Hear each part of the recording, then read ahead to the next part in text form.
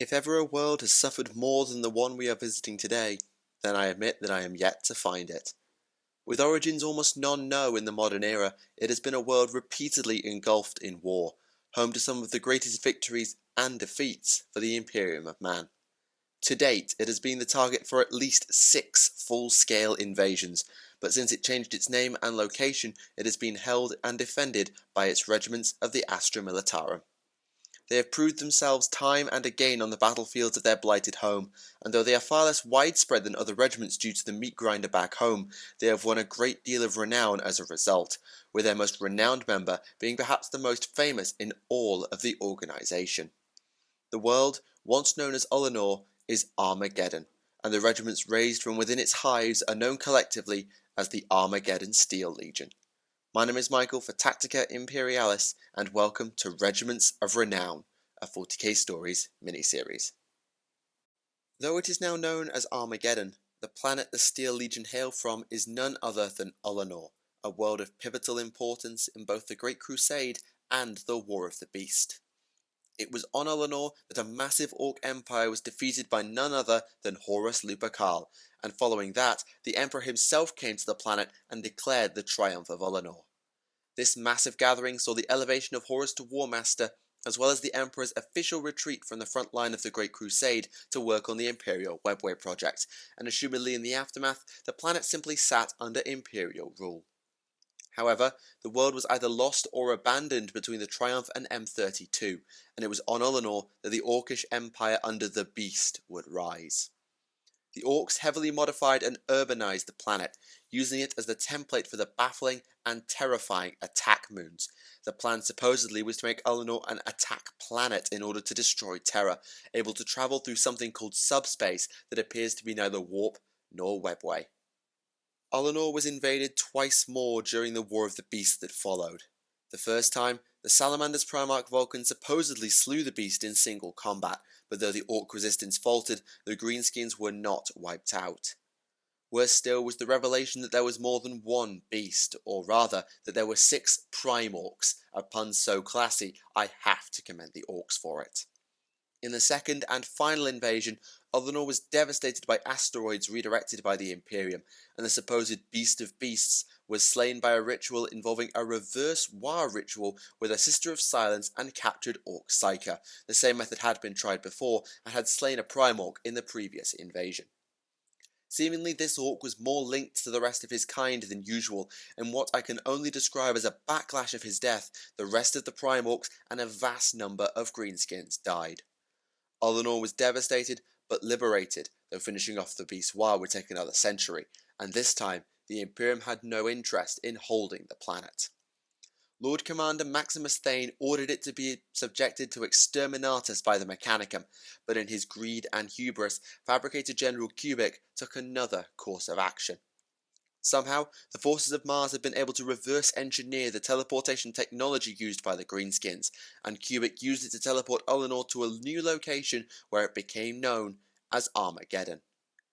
Despite seeking its relics and technology, the Mechanicum didn't convert Armageddon to a Forge world, and it was later colonized by the Imperium to become a hive world. The planet today lies within the northern reaches of Segmentum Solar, and is seemingly the chief planet within the sector, as it is named after it.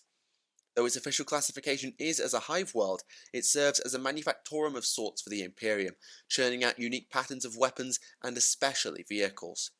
For this reason, as well as the necessity of said vehicles to survive in the ashways of Armageddon that I assume were formed from the massive asteroid impacts, the Steel Legion drawn from the planet are largely composed of mechanized infantry.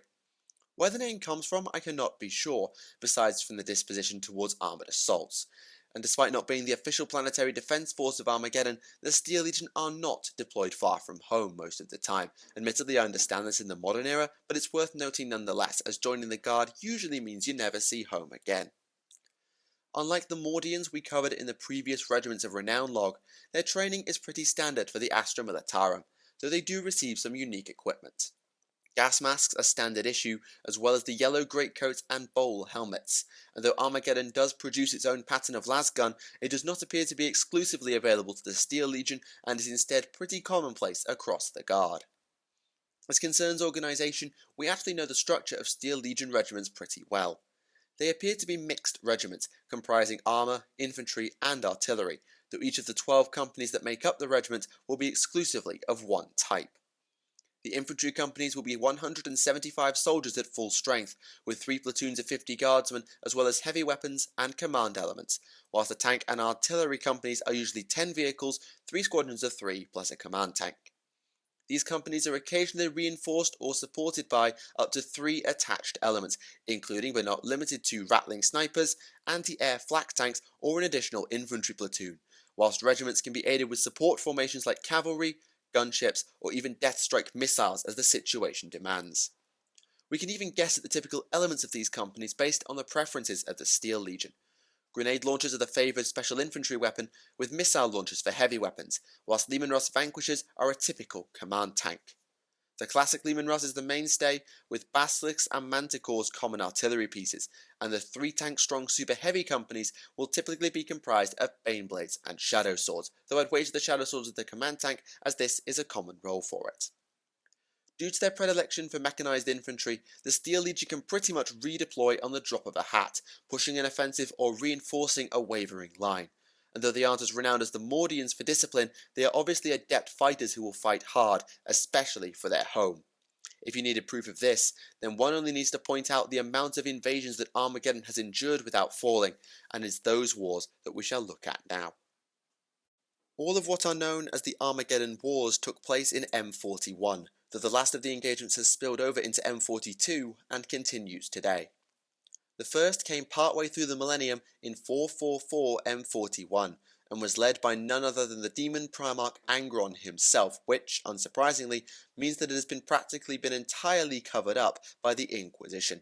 In fact, it may not have been the first invasion if a discussion regarding a traitor titan on the planet is to be believed. Originally starting as nothing but civil unrest relatively well contained by the Planetary Defense Force, the invasion was titanic, with what may have been the closest thing to a reunited World Eaters Legion seen since their shattering at Scalathrax. Some believe that the invasion was designed by Angron, in fact, to unify his sons. The Steel Legion fought valiantly, but ultimately it was the efforts of the entire Space Wolves chapter and a company of Grey Knights, a full 109 Terminators to be exact, to both contain the invasion and then deal with the demon Primarch.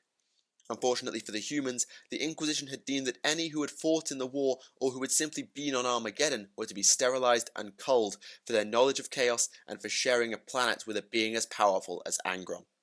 Suffice it to say, the Space Wars under Logan Grimnar took issue with this, and the Cold War that followed became known as the Months of Shame, at least unofficially, culminating with Fenris itself being besieged. We do not know how many of the surviving Steel Legion from Armageddon were protected, nor do we know what they did afterwards, since Armageddon was entirely repopulated with people from other regions of space with no knowledge of the war. Fast forward a few generations, 500 years pretty much exactly in fact, to 941 M41, and the Second War begins. I have to wonder, given the suppression of knowledge of the first, whether that's what it's universally known as or not. Interesting. Led by Gazkul Mag Urd-Thraka, self-proclaimed prophet of the Orc gods Gork and Mork, the Second War ravaged Armageddon all over again. As with Angron's invasion, the western half of the main continent, known as Armageddon Prime, was overrun in short order, but unlike in the First War, the leadership of the planet was utterly incompetent. Hermann von Straub is a name that will live long in infamy, as his defense of the planet was piecemeal and hopeless. He didn't even send out a distress signal, with only the efforts of a certain commissar showing any level of sense. Eventually, the hives of the eastern half Armageddon Secundus were in turn besieged. Though Hive Infernus surrendered without a fight and was enslaved, Hades Hive's defense was naught short of inspired. But more on that later. Though delayed at Hades, the Orcs pressed on in other areas, despite the heroic efforts of the dockyards of Port Hell's Reach, only halted by a strange psychic attack. The last stand came not at Hades, but at Acheron Hive, and it was here that salvation came. Once again, the Astartes had come. Whether heeding the belated distress call or responding to the calls from the system sent pre-invasion, the Salamanders, Ultramarines, and Blood Angels arrived, led by none other than Commander Dante. They broke the back of the Acheron offensive and led the push to retake the planet, even supposedly assassinating Gazkul in a daring assault. They could not save Hades, which was all but annihilated, and it would be many years until the Orcs were truly quelled or forced to hide in the equatorial jungle dividing Prime and Secundus. But Armageddon was saved, at least for the time being. For of course Ghazghkull yet lived, and he came to regard the Second War as little more than a practice run for what was to come. In 998 M41, 57 years to the day after his initial invasion, the prophets of the War returned to Armageddon and the Third War began. If you thought the number of forces involved in the Second War was immense, then the Third was off the scale, with elements of 20 Astartes chapters and regiments drawn from 19 separate worlds at least being only a part of the defence. Hades' hive, the site of what was essentially Ghazghkull's great failure last time around, was destroyed from orbit, and the teleporter technology acquired from the invasion of Piscina 4 served the Orcs well in bringing reinforcements down in relative safety. But again, the Imperial defence, once coordinated, was absolute. The Steel Legion fought hard as they always do, though on a war of such magnitude, tracking individual or regimental heroics amongst them is difficult. The Black Templar Space Marines played a vital role alongside the Steel Legion and Collegia Titanica in holding Hell's Reach, and Hermann von Straub was hunted down by the 13th Penal Legion the Last Chances after defecting to Ghazghkull's side, causing the fall of Acheron. The war ground on, with no end in sight, but the Orcs would have almost certainly been considered to have had the upper hand, at least until the planet had its own say on the conflict. The Season of Fire, a naturally occurring event on Armageddon, caused massive sandstorms along with scorching temperatures, even forcing the Orcs to retreat back to the hives, such was the season's ferocity. This stalemate seems to remain the status quo, though the war of course rages on and draws more and more from both the Imperium and the Greenskins to Armageddon. For the Orcs, Armageddon is known as the Big Scrap, the ultimate fight without end, and the Imperials refuse to leave the planet due to its production facilities and perhaps at this point sheer bloody-mindedness. I've seen it written somewhere that they know they can't salvage the production. However, there was yet another twist during the Noctis Aetana, during which cut off the various worlds from one another in the aftermath of the appearance of the Cicatrix Maledictum. For reasons unknown save to perhaps themselves, the legions of Khorne returned to Armageddon, with Tzeentchian forces arriving and fighting against them. Such was the gravity of this that the Orcs and humans would call temporary ceasefires and even forge alliances, fighting together against chaos, at least for a time. Eventually, the metaphorical penny was put in the meter and the Astronomican's light reached Armageddon once more, but a lot had changed. Fully half the planet was now more akin to a demon world, such was the malignant influence of chaos upon it, though I can't be sure which regions or hives have been lost to the warp's corruption. Worse still, plans were in place for the return of none other than Angron to Armageddon. Why the Red Angel wanted to come back I cannot be sure, though the idea of winning or joining the Eternal War must have been appealing. Fortunately, the Imperial reinforcements now able to reach Armageddon were able to put a stop to the summoning ritual, though it took the work of elements of 9 Astartes chapters to do so. Such is the state of Armageddon today as far as we know, as the Steel Legion and their ever-arriving allies attempt to halt the great green juggernaut that is now the departed Ghazghkull's war, while simultaneously keeping chaos at bay. It is a war that would likely have broken lesser warriors and peoples, but the regiments of Armageddon stand firm and ready, which is more than worthy of commendation in and of itself. Throughout the Second and Third War, one name comes up time and again when describing the Steel Legion in a positive light, that of Commissar Sebastian Yarrick. As a Commissar, it's likely he's not an Armageddon native and is instead from elsewhere, but if ever an off-worlder was so intrinsically tied to a planet and its regiments, I can't think of many, if any, as tightly bound as Yarrick is to Armageddon. Yarrick was actually already something of a veteran by the time of the Second War, having served alongside Armageddon's PDF in over a dozen campaigns. In fact, had the war begun just a little bit later, the Commissar may well have been retired, but as it was, he was on planet overseeing the creation of a new regiment when the Orcs came. He quickly realised the danger of Ghazghkull and either overruled or worked around the useless Hermann von Straub to get a distress signal sent out, but was banished to Hades' Hive for its troubles.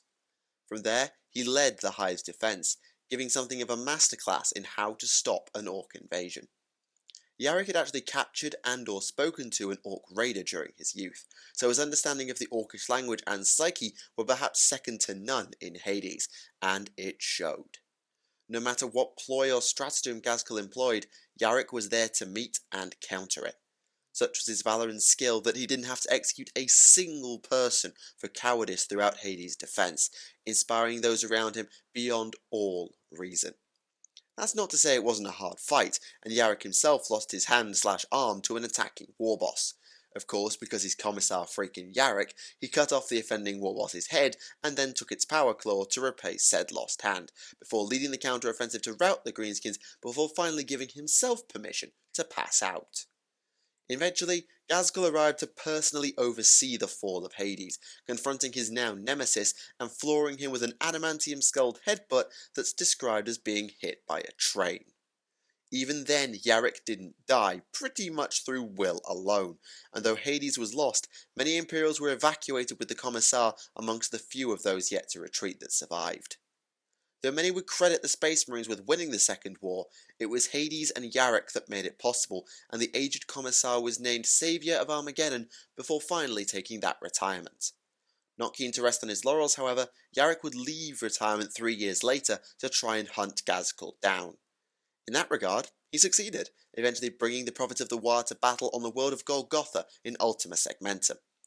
Ghazghkull's plan was to convert the planet into, in effect, a giant ammo factory in preparation for the Third War, and he quickly overran the defenders that may or may not have been squats, sources conflict. Though Yarrick arrived during the battle, he and his forces were unable to change the outcome. They were trapped and overrun, and Yarrick himself was captured by the Greenskins whilst his personal Baneblade, the Fortress of Arrogance, was badly damaged. Yarrick was then subjected to several weeks of what might be described as idle torture by Ghazghkull, though as its Orcdom, I don't really know or want to know what that would entail. Eventually though, the Prophet of the War released his great rival, deciding he wanted a proper fight when he returned to Armageddon, and that Yarrick's presence there would ensure he got one.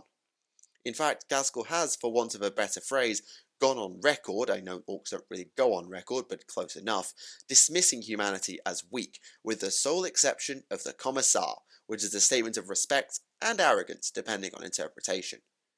As it turned out, Yarrick was pretty much the last one back to Armageddon before the Third War broke out, arriving only 2 weeks before the orcs did. The Fortress of Arrogance was salvaged too, serving as a symbol as much as a command vehicle, and the Commissar was overwhelmingly voted as the overall commander of the planet's defense. He immediately realized that Hades was going to be destroyed, ordering evacuations that, whilst not saving everybody, certainly helped. Probably because his importance to the morale and strategy of the war was incalculable, I doubt Yarrick was involved personally in a large amount of engagements in the Third War, but it is known he led a force of Cadian shock troopers in an assault on one of the rocks being used by the orcs as bases and teleporter arrays. Where exactly this was and whether it was successful I don't know, but it's Yarrick, it can't have gone too badly. Beyond that, I cannot document exactly where Yarrick was on Armageddon, though I can be almost certain he isn't there now. Following Ghazghkull's departure from Armageddon when the Season of Fire broke out because Ghazghkull got bored, the Black Templars under High Marshal Helbret decided to give chase to the Prophet of the War. Rather than remain on planet, Yarrick asked for permission to join the Sons of Sigismund in their crusade. Helbrecht accepted, and the Commissar accompanied the Templars as they pursued his arch-nemesis. They actually succeeded in this hunt, tracking Ghazghkull to a barren region known as the Haunted Gulf, though where exactly that is I'm not sure, unfortunately. The Orc fleet was badly mauled by the combined Imperial one, leaving Ghazghkull's flagship Killwrecker outnumbered and surrounded whilst the Imperium prepared to board. Unfortunately for the Imperials, Gork and Mork gave Ghazghkull one of his strongest visions at this time, and the outburst of war energy from either him or his Weird Boys acted as a massive green EMP, leaving the Imperial ships helpless to intervene as Killwrecker entered the warp. It wasn't exactly a planned departure, more the ship got chucked into the Immaterium before reappearing in the Octarius sector. A frustrated Yarrick and Helbrecht have actually yet to rejoin the stories of the galaxy since the Haunted Gulf. I assume they're still hunting down Ghazghkull, but I can't guarantee it, especially with the appearance of the Cicatrix Maledictum and all the shenanigans back on Armageddon. As far as equipment goes, Yarrick actually plays into the Orcish mindset and superstition to an extent.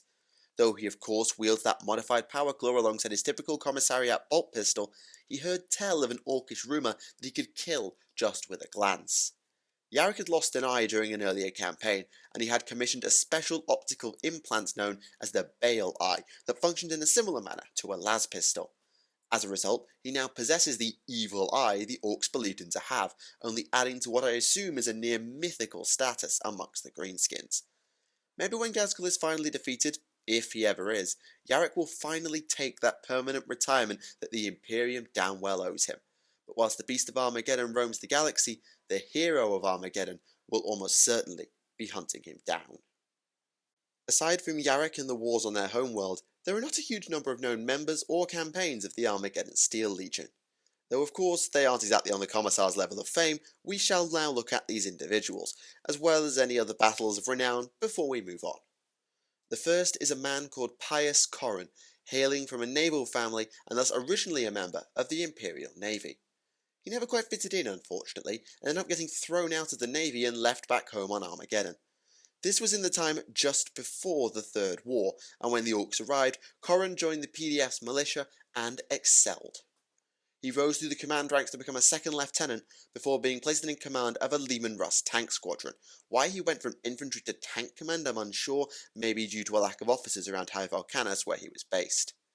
Whatever the reasons for his promotion, he excelled to even greater heights, becoming one of the most renowned tank aces in the entire Steel Legion as the war rolled on. His Lehman Russ even had 3 confirmed Stomper kills, and those who know how powerful one of those is should be pretty damn impressed. As either a reward for this, or just in recognition in general, Corran was promoted to Major and given command of a much larger tank, a Shadow Sword Super Heavy known as the Iron Saint. Unlike many tank aces, the Iron Saint is actually the only tank of this class Pius has commanded. A number of aces take a measure of pride in the amount of vehicles shot out from beneath them. Corran disagrees, taking pride in having never lost the Iron Saint, and he sees his loss-loving comrades with more than a pinch of disdain, implying he's rather attached to his tank now, that he's simply conservative and pragmatic about resources, or whatever else one wants to read into it. The crowning glory for the Iron Saint and its now indispensable crew to whom Corran attributes much of its success came in the Battle of Anthrad Plain. Left alone for refueling as a massive orc force approached, the Shadow Sword spent an entire night destroying tank after tank and a number of super heavies. It got to the point that the fires of the wrecks were so bright, infrared sight wasn't even necessary for the gunners, and in the aftermath of the victory, Corran was declared not only the finest Steel Legion tank ace of his time, but of all time. Aside from him, we have Kleist, a colonel of the Steel Legion who actually didn't earn his 15 minutes of fame on Armageddon himself. Rather, Kleist was around all the way back in M36 for an event known colloquially as the 6-Hour Rebellion. It happened on the agri-world of Castle, location unknown, and seems to have been free of chaotic influence, or if there were dark forces at work they never showed up, it was all over so damn quickly. The planetary governor, assumedly a Ministorum member given their title of Supreme Pontifex, had been rumoured to be following a cult of some kind that they believed should be the true cult of the Imperium. Kleist caught wind of said rumour and was in the process of asking for permission to investigate when the Supreme Pontifex jumped the gun, renounced the High Lords of Terror, and called for a crusade to spread their cult to all of the Imperium. Said crusade, as the name of the battle suggests, lasted about 6 hours. Due to being at combat readiness already, assumedly to speed up their investigation when it was approved, Kleist and the Armageddon 16th Regiment were fighting the rebels within an hour, quickly overwhelming them and capturing the Pontifex to bring the Castle Rebellion to a close. We also know that the 16th's previous engagement before Castle was the Lotharn campaign, but annoyingly, name aside, we know nothing about it. We do know, however, that the 16th were perhaps the ideal regiment for swiftly resolving Castle's little uprising, as they're nicknamed the Tank Stormers and are renowned for lightning assaults. Admittedly, the 6-Hour Rebellion was 5,000 years ago, so it may well not have been the case then, / is no longer the case today, new populace, all of that sort of thing. Finally, let's return to the Third War for the final Steel Legion contingent of the day, the 339th Armoured Regiment. Though nothing remarkable before the return of the Orcs, these guys were famously involved in a battle within the tank forges of Hive Tempestora. The forge was so big it was genuinely within it rather than just nearby. Though details of the battle are few and far between, we know that the 339th were victorious, winning the battle in a mass armoured assault managing Chimera APCs that had literally just rolled off the production line. The forge never stopped working as the battle was fought within its walls, effectively providing armoured reinforcements to the Steel Legion of a sort on the fly. In the aftermath, the 339th became nicknamed the Iron Heads, though I'm struggling to quite work out how applicable the name is, and assumedly if they haven't been destroyed by Greenskin or Chaos Servant, they'll still be actively serving in defense of their home to this day. So end the tales of the Armageddon Steel Legion. Never has a world been so heavily fought over as Ullanor/Armageddon, with 4 invasions, technically, over the past 1,000 years alone. And through the entirety of its time in Imperial hands, the Armageddon Steel Legion have stood in its defense, fighting hard and fast for their home and for the Emperor. Though individuals such as Commissar Yarrick are renowned across the galaxy, the entirety of the Steel Legion must be commended for their willpower, ability in combat, and much more besides. This marks the end of the second part of our mini-series, Regiments of Renown, and I do hope you have enjoyed it. Next time I want to try something a little bit different, so rather than cover a faction or a subgroup within a race, I want to cross all the racial divides and look at a type of individual present in more than one species. They and their abilities are dangerous and mysterious, but their power cannot be denied, especially in certain cases. For now though, it is time to end. Thank you all for watching, my name is Michael for Tactica Imperialis, and I'll see you all again. Goodbye.